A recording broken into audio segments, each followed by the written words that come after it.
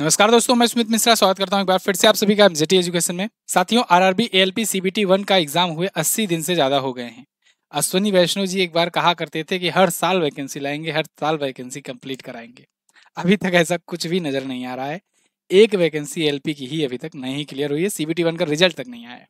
अभी सीबीटी 2 होना है, फिर उसका रिजल्ट आएगा, फिर साइको होगा, फिर डॉक्यूमेंट वेरिफिकेशन होगा, मेडिकल भी अच्छा खासा होता है इसका।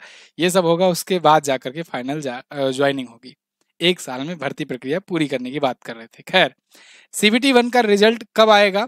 अब ये उम्मीद में बच्चे बैठे हुए हैं, क्योंकि सीबीटी 2 का एग्जाम डेट क्लियर कर दिया गया है। और सीबीटी 2 का एग्जाम डेट जो है ये 19 और 20 मार्च को डिसाइड किया गया है, आरआरबी एलपी के लिए और आरआरबी जेई के लिए। आज की वीडियो में हम लोग देखेंगे, इन सब चीज़ों पर बात करेंगे। साथ ही साथ में ये भी बात करेंगे सीबीटी 2 के लिए क्या स्ट्रेटेजी आपकी रहनी चाहिए, किस प्रकार से तैयारी आपको जारी करनी है। तो आप ये ऑफिशियल नोटिस देख सकते हो, जिनको अभी तक नहीं पता हो।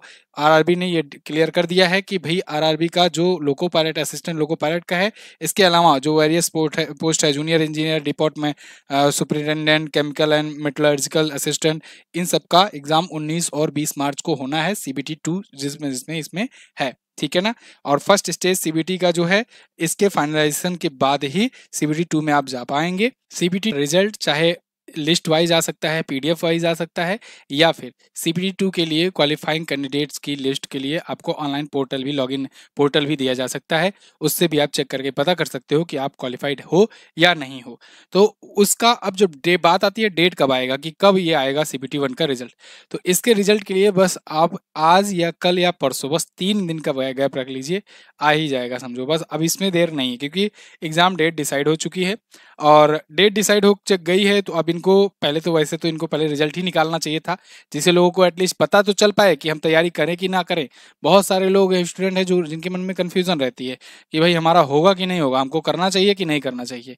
तो ये तो क्लियर हो जाता है एटलीस्ट। लेकिन ये रिजल्ट डेट पहले अनाउंस कर दिए, इस बात से डर से कि लोग कैंपेनिंग करना शुरू कर ही चुके थे, ट्विटर कैंपेन, कि भाई भर्ती प्रक्रिया के लिए रिजल्ट कब आएगा, या फिर इसका एग्जाम कब होगा, सीबीटी 2 का पंचवर्षीय योजना में फिर से तो नहीं ले जाओगे। तो रिजल्ट के लिए मेरा तो यही मानना है कि भाई 2 दिन और वेट कर लो, कल और परसों तक और देख लो, और उसके बाद आपका रिजल्ट आ जाएगा। लेकिन हाँ, जिनको लगता है कि वो अच्छा खासा स्कोर किए हैं सीबीटी 1 में, जैसा कि मैंने पुरानी वीडियो में बताया था कि सेफ स्कोर क्या रहने वाला है, उस सेफ स्कोर के ऊपर अगर आपका स्कोर है तो आप प्रिपरेशन स्टार्ट कर दीजिए।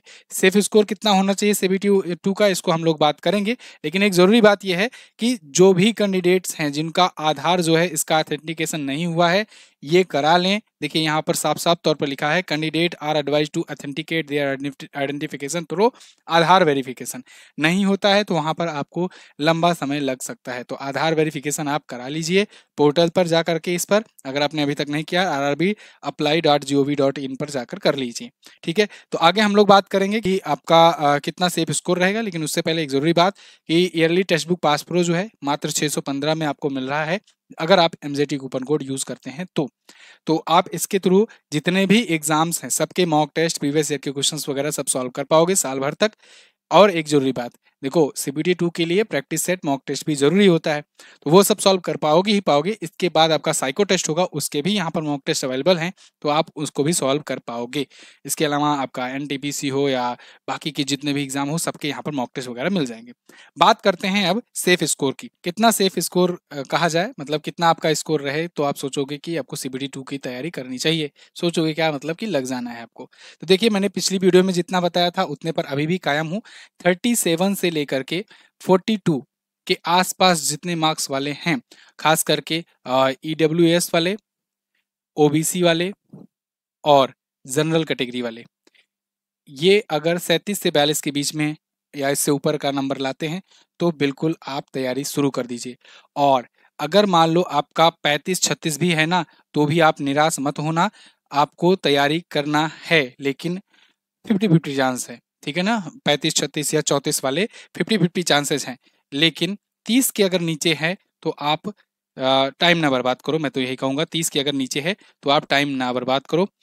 इनके लिए मैं बात कर रहा हूँ। बाकी SC/ST कैंडिडेट जो हैं 30 के ऊपर अगर हैं, 30+ स्कोर है, ये 75 का है आउट ऑफ 75। आप जानते हो सीबीटी 1 में 75 स्कोर में से इतना स्कोर करने की बात हो रही है, तब इतने मार्क्स पर कट ऑफ बनेगा। ठीक है ना। और कंपटीशन कम नहीं है, वैकेंसी कम है, कंपटीशन हाई है, तो इसलिए इसके ऊपर वाले ही तैयारी अच्छे तरीके से करना जारी रखें और करना स्टार्ट भी कर दें। अगर अभी तक नहीं किए हो तो, कर रहे हो तो तेज कर दो, क्योंकि अब मात्र गिने चुने समझ लो 28 दिन की ही फरवरी है, तो गिने चुने आप 25 से 26 दिन 27 दिन बचे हुए हैं और आपके एग्जाम में। तो एग्जाम का जैसे कि बताया गया है 4 दिन पहले एडमिट कार्ड आएगा, उसके बाद 10 दिन पहले एग्जाम सिटी वगैरह क्लियर होगी। 9 मार्च से आपको पता लगना शुरू हो जाएगा कि एग्जाम सिटी कौन सी है। और जो लोग किसी और एग्जाम की तैयारी कर रहे हैं, तो ब्रह्मास्त्र करंट अफेयर है, अपनी पुस्तक है। सीबीटी 2 में तो एलपी में नहीं पूछा जाएगा करंट अफेयर, लेकिन बाकी एग्जाम के लिए है। सीबीटी 2 के लिए देखो, बेसिक साइंस और इंजीनियरिंग जो है ये आपका सबसे महत्वपूर्ण रोल अदा करेगा। 50 नंबर का है, 25 का मैथ है, 25 का रीजनिंग है। ठीक है, तो मैथ रीजनिंग तो आपको इसमें बिल्कुल मिस्टेक नहीं करनी है।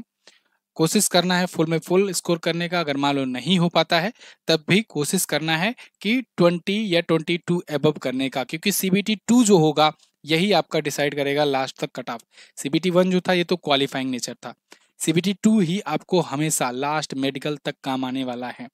जब जब शॉर्ट लिस्ट की लिस्ट की कैंडिडेट की लिस्ट आएगी, तब तब आपको सीबीटी 2 वाला ही स्कोर आपका देखा जाएगा, चाहे वो साइको का के लिए लिस्ट आए क्वालिफाइंग के लिए, चाहे उसके बाद डॉक्यूमेंट वेरिफिकेशन के लिए आए, चाहे मेडिकल के लिए आए।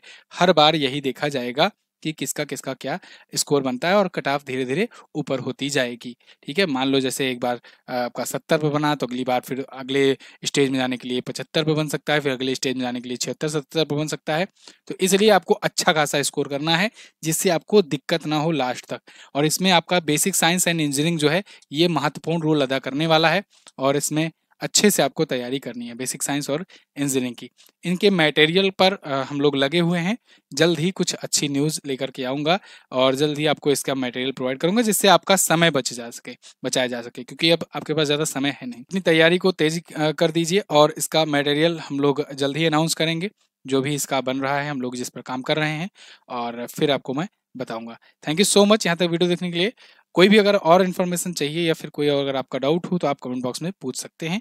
चैनल को सब्सक्राइब करके रखिए, आगे जो भी अपडेट आएगा मैं आपको बताऊंगा। Thank you so much. जय हिंद, वंदे मातरम।